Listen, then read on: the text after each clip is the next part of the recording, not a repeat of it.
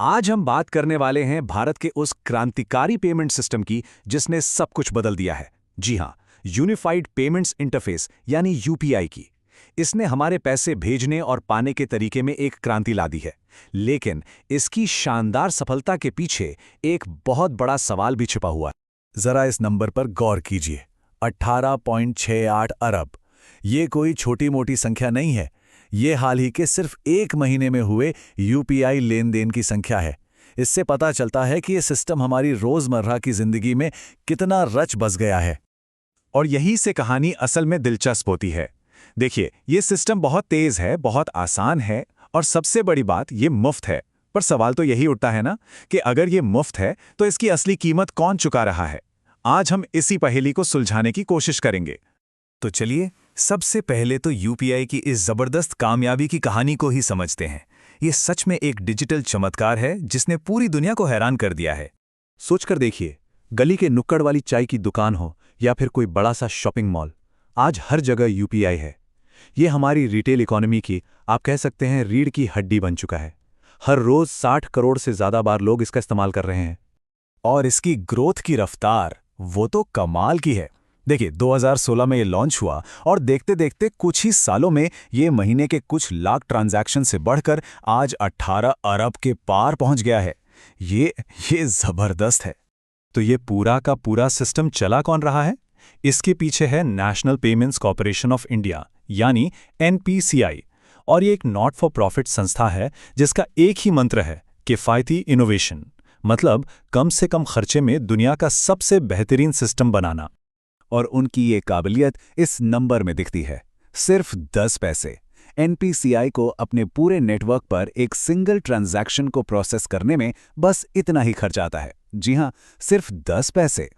और जब हम इसकी तुलना दुनिया के दूसरे सिस्टम से करते हैं तो ये किफ़ारत और भी साफ नजर आती है।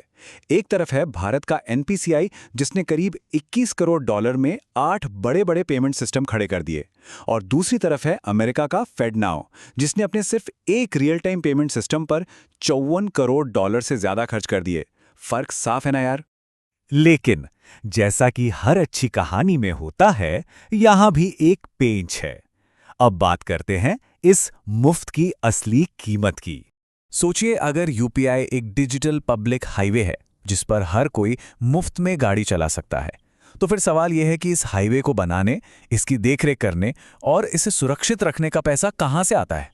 इसका जवाब छिपा है एक टर्म में, एमडीआर यानी मर्चेंट डिस्काउंट रेट। देखिए, आमतौर पर जब हम कार्ड से पेमेंट करते हैं तो दुकानदार को बैंक को एक छोटी सी फीस देनी पड़ती है, लेकिन सरकार ने यूपीआई के लिए इस फीस को बिल्कुल जीरो कर दिया है।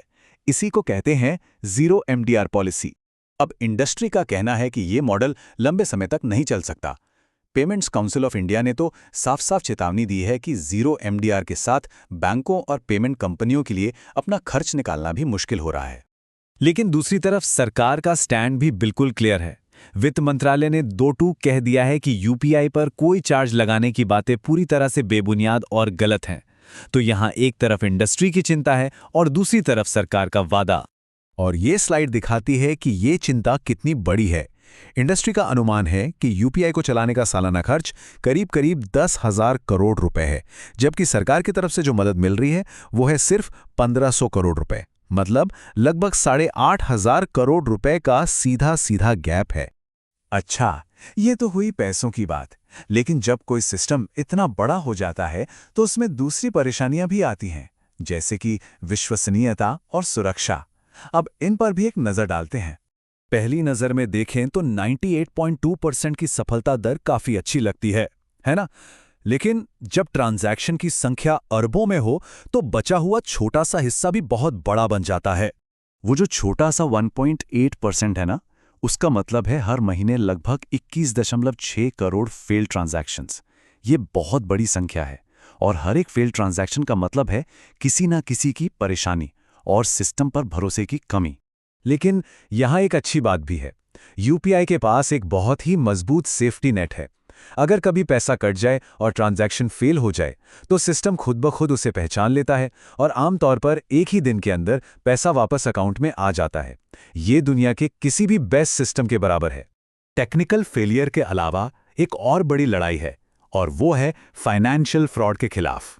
जैसे जैसे यूपीआई का इस्तेमाल बढ़ा है, धोखेबाजों से इसे बचाने की चुनौती भी बड़ी हो गई है। इस चार्ट में हम देख सकते हैं कि फ्रॉड के मामले वित्त वर्ष 24 में अपने पीक पर थे, लेकिन उसके बाद नए नियमों और बेहतर टेक्नोलॉजी की वजह से इन मामलों में अब कमी आने लगी है। ये एक अच्छी खबर है। तो हमने यूपीआई की जबरदस्त कामयाबी भी देखी और उसके सामने खड़ी चुनौतियों को भी समझा। अब सवाल ये है कि आगे क्या, भविष्य कैसा होगा? देखिए, यूपीआई एक वर्ल्ड क्लास सक्सेस स्टोरी है, इसमें कोई शक नहीं। लेकिन आज ये एक ऐसे मोड़ पर खड़ी है जहां इसकी सस्टेनेबिलिटी यानी इसका टिके रहना ही एक सवाल बन गया है। और अब देश का central bank, reserve bank of India, इस पर मंथन कर रहा है कि आगे का रास्ता क्या हो।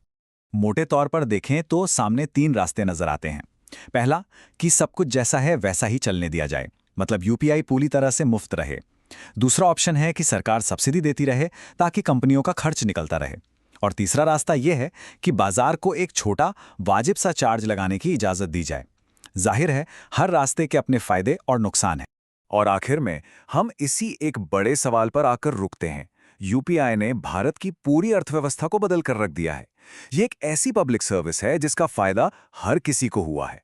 तो सवाल ये है कि इसकी असली कीमत क्या है, और इससे भी जरूरी सवाल, इस अनमोल डिजिटल धरोहर को आने वाले कल के लिए कैसे बचाया जाए। ये एक ऐसा सवाल है जिसका जवाब हम सबको मिलकर सोचना होगा।